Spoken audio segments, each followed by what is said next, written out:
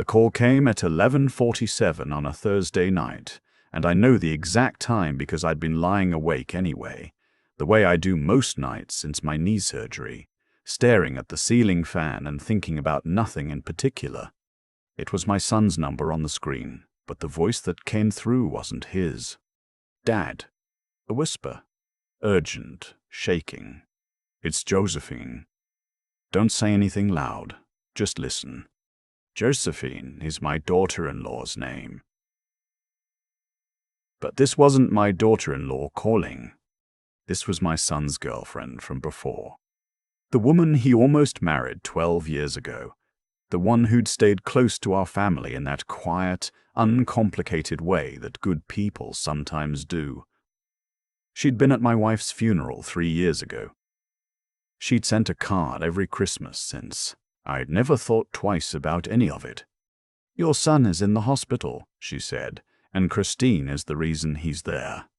I sat up in the dark. "What are you talking about?" "Please, meet me outside the Walgreens on Decker Avenue. I can't say more on the phone. If she finds out I called you, everything falls apart. I want to tell you I thought she was unstable, bitter, a woman scorned reaching into the past for something to hold on to. I want to tell you I almost didn't go, but something in her voice, not hysteria, not desperation, but a kind of dead calm that only comes when someone has already made peace with what they're about to do, got me out of bed and into my car. I'm 67 years old. I spent 38 years as a structural engineer in Nashville, Tennessee, built a career on the idea that if you measure things correctly and follow the load-bearing principles, nothing falls down. I raised 2 children after their mother left, worked double shifts through the lean years, put both kids through college. My son, Deshaun, no wait, I need to call him something else here because I'm a private man and he asked me to protect his name. I'll call him my son. My son was 34 and had married Christine 14 months ago in a ceremony at a botanical garden outside Memphis. She was 31, worked in financial planning, and had a way of laughing at other people's jokes a half-second too late that my sister noticed first. "She calculates everything," my sister told me at the rehearsal dinner, "even her laughing." I told my sister she was reading too much into nerves. I should have listened. The Walgreens parking lot was empty except for Josephine's Civic and a pickup truck that looked like it had been parked there since the Clinton administration. She was in the driver's seat, hands wrapped around a coffee cup she wasn't drinking from, and she talked for 40 minutes straight. She told me my son had been admitted to Vanderbilt University Medical Center that afternoon with what the doctors were describing as severe cardiac arrhythmia and unexplained potassium depletion. She told me she knew this because she still worked in the same office building where my son worked. They were in different departments, different floors, and his colleague had called her when the ambulance came. She told me that 3 months ago she'd been at a rooftop gathering when she overheard Christine on a phone call in a stairwell. She hadn't meant to eavesdrop. She'd gone to that stairwell because it was quiet and she wanted to check a work email, and the door to the landing below was cracked and voices carry in concrete stairwells. She told me what she heard. She said, and I wrote it down that night because I couldn't believe it. She said, he just has to get sick enough that the doctors start looking at his heart. I've been reading everything about digoxin. At the right dose, it presents exactly like a natural arrhythmia. Nobody looks for it unless they're looking for it. I heard my own breathing in that parking lot. Who was she talking to? I asked. Josephine pressed her lips together. A man. I didn't recognize the voice, but I heard him say, "Once he's gone, you're sitting on everything." And she laughed and said, "Half of everything is still a fortune, baby, and I'll have been the grieving widow." Nobody questions the grieving widow. My son had a life insurance policy for $1.2 million. He'd taken it out the year before the wedding at Christine's suggestion. She was in financial planning. She said it made sense. It did make sense. I drove to the hospital. Tell me where you're watching from and what time it is right now, because it was past 1 in the morning when I walked into the cardiac care unit of Vanderbilt Medical Center, and the nurse at the desk looked at me the way nurses look at older men who show up alone after midnight. Not unkindly, but careful. The way you are with someone you suspect might be about to fall apart. I asked to see my son. She told me he was stable, that visiting hours were technically over, but she'd let me sit in the family room if I wanted to wait for the attending to come by. I sat. I've never been a man who panics. 38 years in structural engineering teaches you to slow down when things start cracking, to check your load calculations before you assume the building is going to fall. I sat in that family room and I did what I've always done. I made a list. What I knew. My son was in the hospital with cardiac symptoms nobody could explain. 14 months of marriage. Life insurance for $1.2 million. Christine had a background in finance and, as Josephine had now told me, had apparently been researching a cardiac medication that could be administered without detection. What I didn't know, whether Josephine's account was accurate, whether she had any motive of her own, whether my son had any idea. I called my sister from the family room at 2 in the morning, keeping my voice so low I was barely speaking above a breath. She'd never trusted Christine. She'd noticed the laugh. She'd noticed other things, too. The way Christine steered conversations about finances whenever we had family dinners, the way she'd started handling all of my son's online banking because he hates dealing with it, the way she'd encouraged him to stop going to his regular doctor because the practice is too far away, and had found him a new physician she selected herself. Luther, my sister said, and that's my name, Luther Haynes, born in Clarksville, Tennessee, the son of a Baptist minister and a school teacher. Luther, you have to talk to someone tonight. Not tomorrow. Tonight. I found the attending cardiologist at 2:40 in the morning. A young man with reading glasses pushed up on his forehead, and I told him exactly what Josephine had told me. Not all of it. Enough. We didn't run anti-doxum panel, he said slowly. Can you? He looked at me for a long moment. If there's a clinical reason to suspect it. I'm giving you a clinical reason. He wrote something on his tablet and walked away. At 3:15, he came back. Mr. Haynes. He pulled a chair up and sat across from me with the kind of care that tells you what a person is about to say before they say it. Your son's digoxin level is significantly elevated. He has no prescription for digoxin. He has no history of any condition that would produce it naturally. The floor felt uncertain under my feet, the way a building feels before the load-bearing wall gives. Someone's been giving it to him, I said. That would be consistent with what we're seeing, yes. How long? Based on the tissue levels, I would estimate months. 3 to 5, possibly longer. 3 to 5 months. My son had been sick since February. He'd mentioned fatigue at Easter, said he thought he was working too hard. He'd had 2 episodes of what he thought was a stomach bug. He'd started wearing a heart monitor in April at his new doctor's recommendation. The doctor Christine had selected, a doctor who, it would later emerge, had never ordered a toxicology panel. Josephine had come forward in June. My son had been poisoned for at least 4 months before anyone knew to look.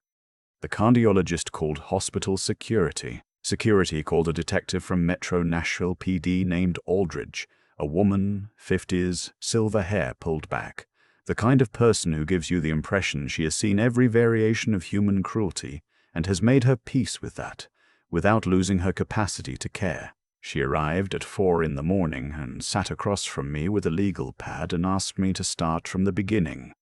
I told her everything. She listened without writing anything down for the first 10 minutes. Then she uncapped her pen. Mr. Haynes, does your daughter-in-law know your son is here? She brought him in. She's been home since around midnight. The nursing staff told me she left after he was stabilized and said she'd be back in the morning. And she hasn't called you. I looked at my phone. No calls from Christine. One text sent at 9:47 the previous evening. He's stable. They're running tests. Nothing to worry about yet.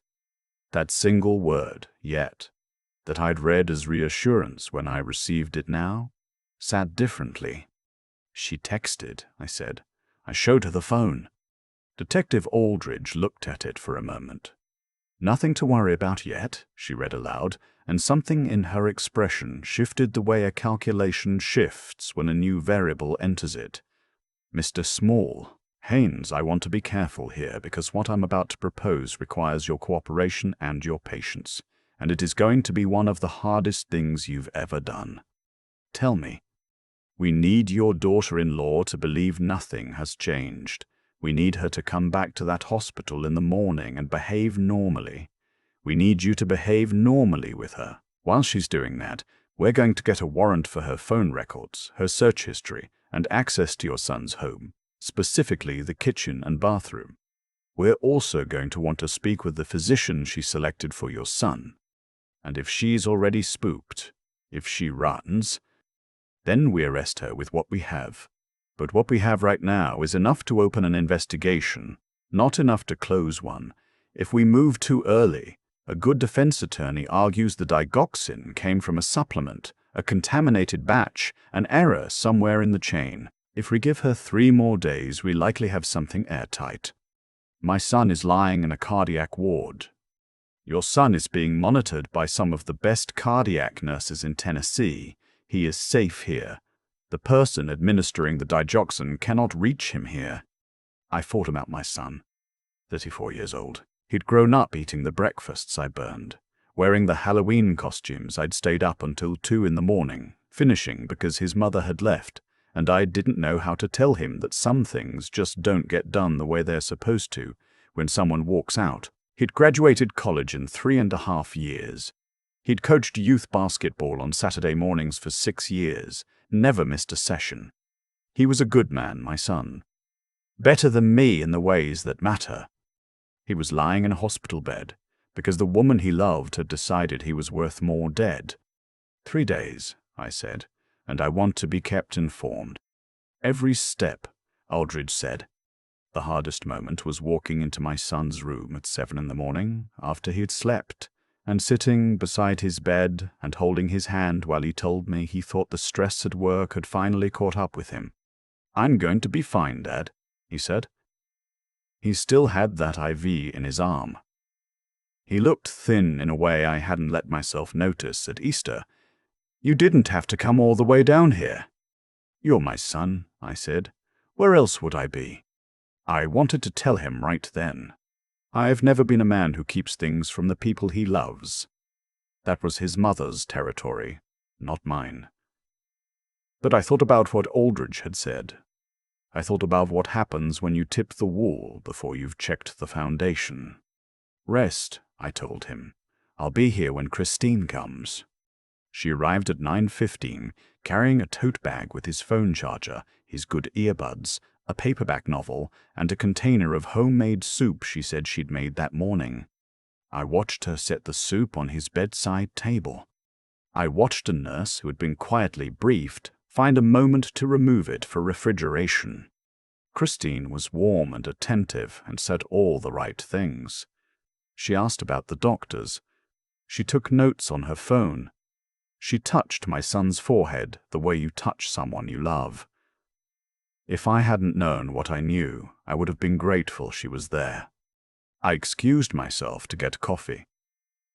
In the hallway, I called my sister and said 2 words, "She's here."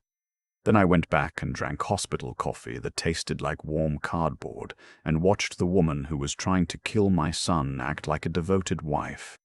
The next 72 hours were the longest of my life. Aldridge called me on the 2nd day. The search warrant had come through. Investigators had found, in the back of a cabinet beneath the bathroom sink in the house my son shared with Christine, 3 small amber glass vials with no prescription label. A laboratory analysis confirmed digoxin. They also found a notebook, handwritten in Christine's handwriting, with what appeared to be dosage calculations and notes referencing online medical literature. She had written, "Small doses, cumulative effect, consistent with natural cardiac decline in otherwise healthy males 30 to 40. Doctor unlikely to suspect without targeted testing." She'd written it like a project plan. Aldridge also pulled Christine's search history from their home Wi-Fi. The searches went back 9 months within weeks of their first wedding anniversary. Queries about toxicity, life insurance claim timelines, how long it takes to process a death benefit, whether a spouse can contest a life insurance payout if the death is ruled suspicious. She'd been planning this since almost the day after their first anniversary. On the third morning, Christine came to the hospital again. She brought coffee this time, a cup for my son, a cup for me. I accepted mine with both hands and said thank you and set it on the windowsill and didn't touch it. My son was sitting up in bed by then, more color in his face, the monitoring equipment producing steadier rhythms. The doctors, now informed of everything and administering an antidote, had told him only that they'd identified a medication interaction that was resolving. He didn't know what that meant, but he trusted them, because you trust the people you believe are taking care of you. Christine sat on the edge of his bed and smoothed the blanket and asked if he'd eaten breakfast. Aldridge came at 11. I'd known she was coming. She'd told me to be seated near the door. She'd told me what to expect. She'd told me it was natural to feel like the room was spinning and that it was important to stay seated. She came in with 2 uniformed officers, and the first thing she said was my daughter-in-law's full name, Christine Alicia Beaumont Haynes. My son looked up from his phone. He frowned. "What's going on?" "Sir," Aldridge said to him, "I need you to stay calm. What I'm about to say is going to be very hard to hear." Christine didn't move. She didn't stand up. She didn't reach for my son's hand. She sat on the edge of that bed and went perfectly, completely still, the way a person goes still when they are calculating rather than feeling. That stillness told me everything. "Christine Beaumont Haynes, you are under arrest for the attempted murder of," and she said my son's name, his real name, the name I gave him for my father, by means of chronic digoxin poisoning. My son made a sound I'd never heard before. Not a word, not a cry. Something that came from a place below language, the place where understanding breaks before it reforms. "No," he said. "Then no, that's... Dad, tell her that's wrong." I looked at my son and I said the only true thing I could say. "I can't, son, I'm sorry, I can't tell her that." Christine stood then. The officers moved. She didn't struggle. She was composed in a way that should have been impossible. Composed the way you are when you've already accepted a scenario, when you've gamed it out and know which moves come next. "I want a lawyer," she said. Those were the only words she spoke. She didn't look at my son, not once, as they walked her out. He turned to watch her go, and she never turned back.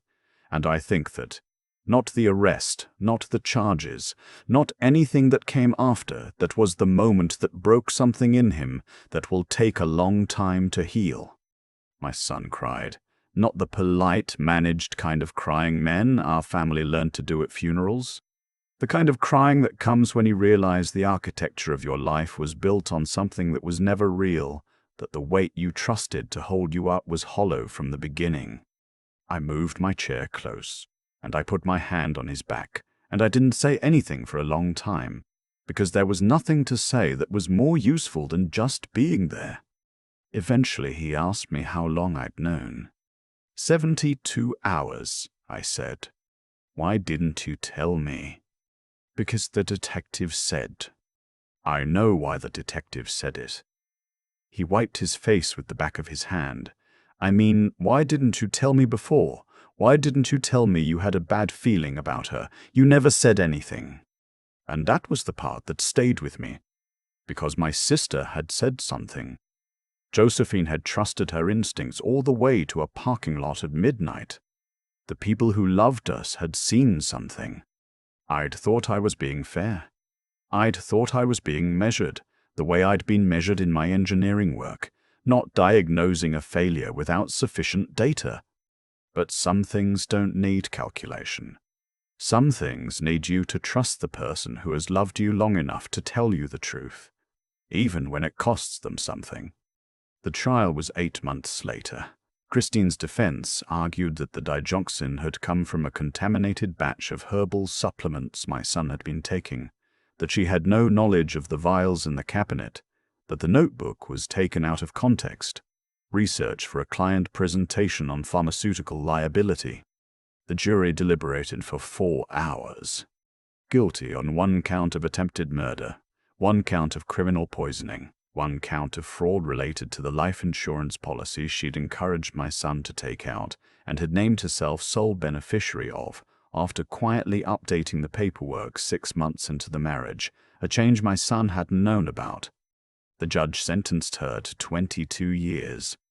My son filed for divorce from his hospital room, didn't wait for the trial, didn't deliberate. He signed the paperwork the same afternoon Aldridge confirmed they had enough evidence to proceed with charges, and he told me later that the decision felt less like ending something and more like finally seeing clearly that there was nothing to end.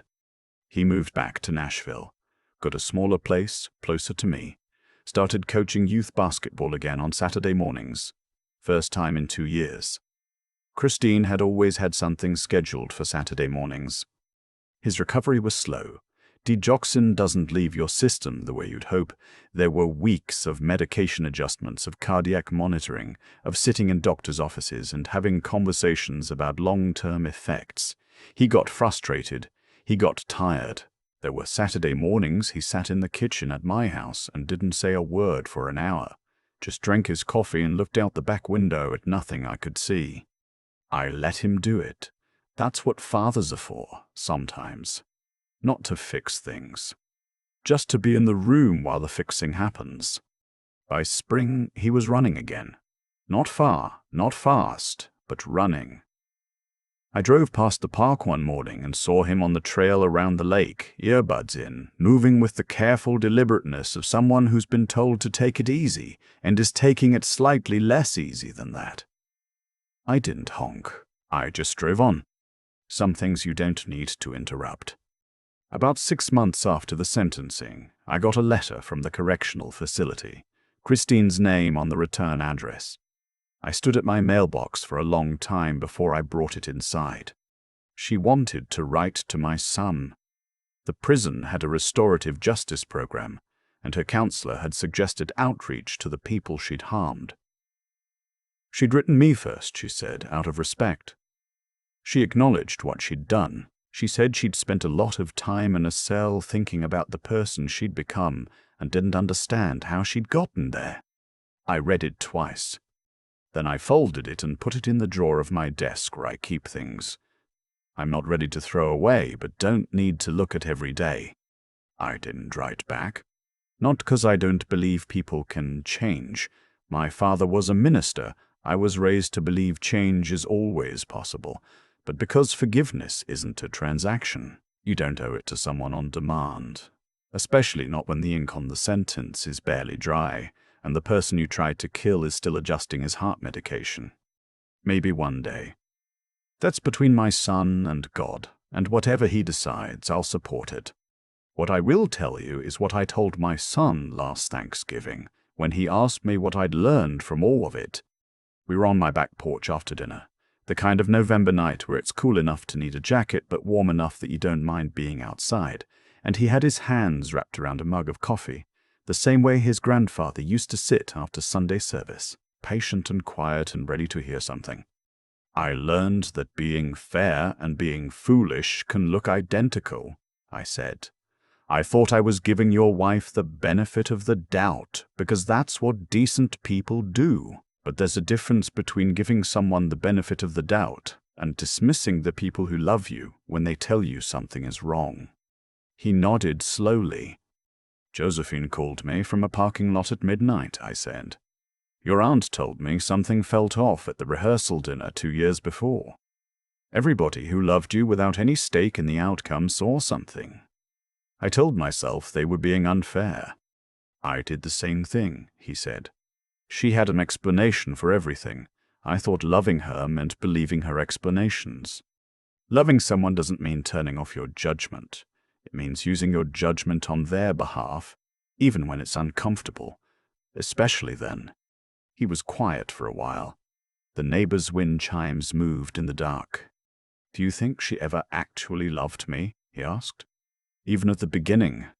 I thought about that for a long time before I answered, because he deserved a real answer, not a comfortable one.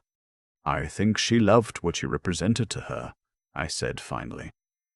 I think there might have been a version of her that wanted something real, but somewhere along the way, she made a choice that closed that door. And the person who makes that choice, that's not someone who's capable of love in the way you mean. That's someone who's converted everything, even the people in their life, into leverage. He sat with that. I'm glad you're here, he said eventually. I mean that. I'm glad you came to that hospital. There's nowhere else I would have been. That Thanksgiving, my sister came in for Atlanta, and Josephine joined us. Not as anything romantic, just as family, which is what she'd always been in the ways that counted. My son made his grandmother's sweet potato pie from memory, the first time he'd tried it. And it came out dense in the middle and slightly burned on one edge, and he brought it to the table like he was presenting evidence at trial, nervous and proud at the same time. We ate every bite. If this story stayed with you, it's probably because some part of it isn't entirely unfamiliar. Most of us have a person in our lives who everyone around us embraced while something quiet in us said, wait. And most of us, because we're decent and we want to be fair, told that quiet voice to sit down. I'm not here to tell you everyone who gives you a bad feeling is dangerous. That's not the lesson. The lesson is simpler than that. The people who love you without needing anything from you, they are worth listening to, not obeying. Listening to. There's a difference. You don't have to agree. You just have to not dismiss them because agreement would be inconvenient. My son is 35 years old now. He coaches basketball on Saturday mornings. He makes bad sweet potato pie and serves it with confidence. He calls me on Tuesday evenings for no particular reason, just to talk, and we talk about nothing important for 20 minutes and then say goodbye. Those Tuesday calls are the best part of my week. He's here for them. That's everything. I keep thinking about that notebook. Not the vials, not the court verdict, not even the phone call at midnight. The notebook. Handwritten. Precise. Dosage calculations written in the same neat cursive my daughter-in-law used to sign birthday cards to my son. There's something about that detail that doesn't leave me alone, because it tells you exactly what kind of choices were made and when. Nobody picks up a pen and writes a plan like that on impulse. That notebook was a decision made quietly, over time, by someone who had already answered the hardest moral question a person can face. Does another human being's life matter less than what I want? And answered it the wrong way. That's where everything started. Not with the digoxin, not with the insurance policy, with a choice about who she was willing to be. I've thought about Christine a lot since the trial, in the way you think about something you're still trying to understand, rather than something you've made peace with. She was intelligent. No question. She'd mapped out a plan with the kind of patience and precision that, turned in a different direction, could have built something real. That's the part that gets me. The intelligence was there. What was missing was the character to use it honestly, the willingness to earn something, to build instead of take, to look at another person and decide their life is not a resource to be liquidated. Intelligence without that foundation isn't an asset. It's a weapon pointed in whatever direction is most convenient. And then there's Josephine. She didn't have to make that call. She had her own history with my son, her own complicated feelings, a dozen reasons to stay out of it and protect herself. Instead, She sat in a parking lot at midnight and told me the truth, because she'd decided that doing right by someone she once loved mattered more than her own comfort. That's character. That's the thing that held when everything else was being tested. She didn't get recognition for it. Didn't get anything except knowing she'd done what needed doing. I told her once, months later, that she'd saved my son's life. She said, "I just made a phone call." That's exactly what character sounds like. It doesn't announce itself. My son had to rebuild from almost nothing. His health, his trust, his sense of who he was outside of a marriage that turned out to be a long con. That kind of rebuilding doesn't happen because you decide it will.